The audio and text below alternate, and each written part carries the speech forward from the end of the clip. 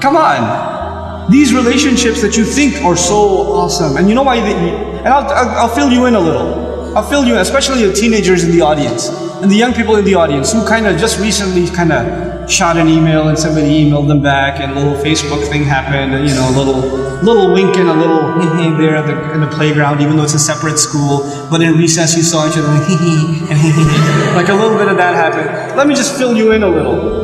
All of this is a product of low self-esteem. You think you're ugly. So if a guy thinks you're cute, you're like, really? I'm beautiful? You have low self-esteem. You think nobody's gonna like you, nobody's gonna want to marry you, and all of that stuff. And on the other hand, the guy, we don't have good friendships and good relationships, and we're looking for something. And most of the guys, I don't have to tell you what's going on in your head. You and I have ijma' on this issue. The things that go on in our head. There's no reason for me to explain all of that to you.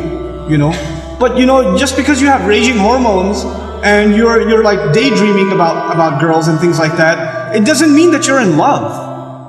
It just means that you haven't controlled your temptations yet. And you're ruining somebody's life. You're ruining an entire family.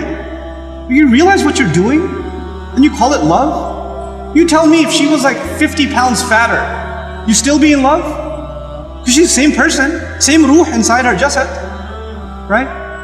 If she was a burn victim or something, if her hand burnt off, or her ear was missing, you still be in love? Or you find somebody else to love all of a sudden?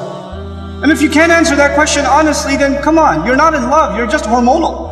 That's all you are, This is what we've done to relationships that are supposed to be beautiful. Marriage is supposed to be a beautiful relationship. It's supposed to be a lifelong relationship. But because you're watching all of these models on TV and stupid women that are just throwing themselves at men and all this stuff, and you've developed this delusional concept of what it means to have love in your life. Delusional concept. Our deen came to free the world from this nonsense. To free it, because we have a more mature understanding of what it means to have love in your life. To have. I'm not saying you shouldn't marry someone you like. You should. You should be attracted to your future spouse. All of those things are fine, but there's a decency that you have to exhibit before then. And if you're okay with talking to a girl like that, you should be okay with somebody talking to your sister. You're okay with that too? Not if you have any ounce of decency left inside you. If you do, then this is how we have to end these things. And if you've been in that kind of relationship, or you're in one of those relationships right now, nobody knows. Only Allah knows and you know. Don't raise your hand, please. Right? What I'm saying, and you're like, after today's lecture, I have decided I no longer want to be your friend. Don't even write that, because even then you're looking for a response. You're kidding yourself.